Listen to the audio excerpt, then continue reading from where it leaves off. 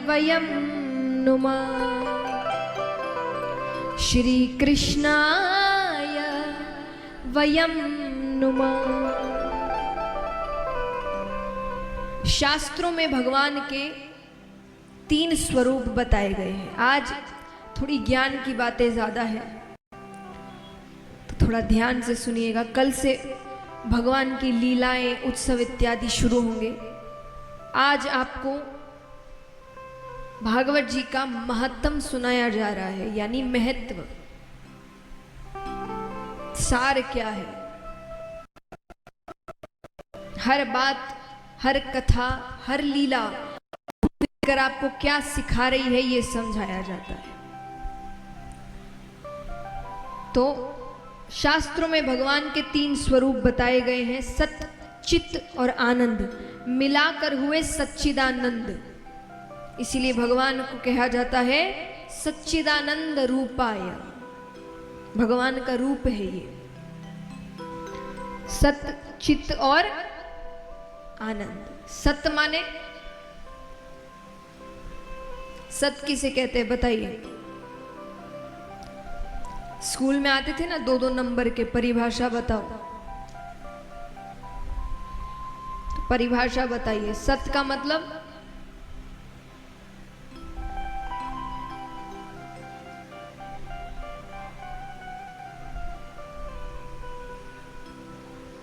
आता है तो बताओ, नहीं आता तो हिलाओ सर के, भाई नहीं पता, सब देख रहे हैं बस। सत्य माने सत्य, सच। और सच क्या होता है? जो कभी बदलता नहीं, जो अडिग रहता है, वो सत्य है। सत्य किसी भी परिभाषा में, किसी भी परिस्थिति में बदलता नहीं है। झूठ परिस्थिति अनुसार, व्यक्ति अनुसार बदलता रहता है। इसीलिए कहा जाता है एक झूठ को छुपाने के लिए, जोर से, एक झूठ को छुपाने के लिए जितनी धीरे आप बोल रहे हैं उतना सोचते तो झूठ बोलते वक्त नहीं है। थोड़ा जोर से, आवाज अच्छे से आनी चाहिए। एक झूठ को छुपाने के लिए 100 झूठ बोलने पड़ते हैं। क्यों बोलने पड़ते हैं? क्योंकि झूठ हर परिस्थिति में बदलता है। हर इंसान को एक झूठ नहीं बोल सकते, थोड़ा घुमाना फिराना पड़ता है, किसी को कुछ, किसी को कुछ, किसी को कुछ। लेकिन सच सबके लिए वो बदलता नहीं। कोई भी परिस्थिति हो, कोई भी व्यक्ति हो, वो एक ही है। तो इस पूरे ब्रह्मांड में सच क्या है? यानी जो कभी बदले ना, वो क्या है? कौन है? परमात्मा, जो कभी नहीं बदलता। कोई भी परिस्थिति हो, कोई भी युग हो, आप और हम यहां नहीं थे तब भी वे थे, आप और हम यहां हैं तब भी वे हैं, और आप और हम यहां से चले जाएंगे तब भी वे रहेंगे। वो कभी बदलते नहीं। तो सहारा तो उसी का लेना चाहिए ना जो कभी बदले ना। किसी ऐसे का सहारा लेकर क्या फायदा जो बदल जाए।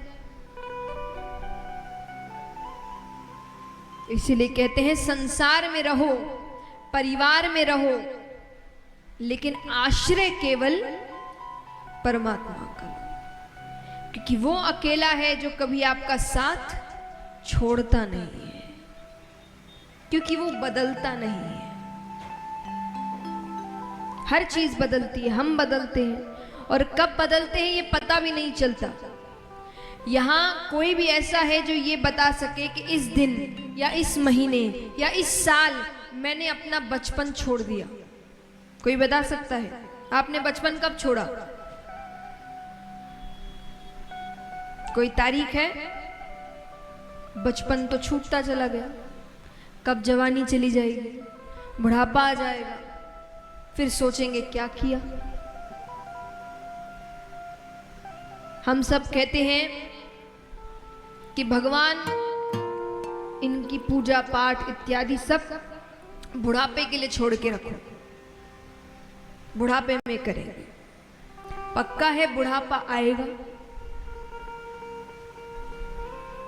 कुछ पक्का है। अगले पल क्या हो जाए किसी को नहीं पता, कब बुलावा आ जाए नहीं पता। बुढ़ापे से पहले बुलावा आ गया, ऊपर जाएंगे, भगवान कहेंगे क्या किया, आप कहोगे कुछ करने ही नहीं दिया। हमने तो सोचा था अच्छे कर्म पूजा पाठ सब बुढ़ापे के लिए छोड़ के रखा है, आपने तो पहले ही बुला लिया।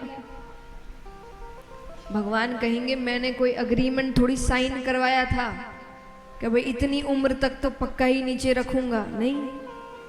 तुमको समझ होनी चाहिए, जब हर बार समझाया जाता है कि अगले पल क्या हो नहीं पता, तो तुमने इतनी लंबी प्लानिंग कर कैसे ली कि इस उम्र में ये काम करूंगा, वो भी इतना बड़ा जिस पर आपकी मृत्यु टिकी है।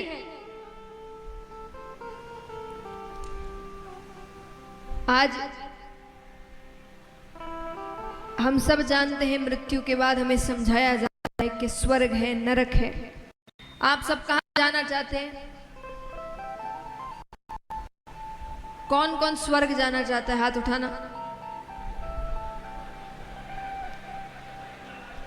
अच्छा, जो हाथ नहीं उठा रहे मैं समझू आपको नरक जाना है।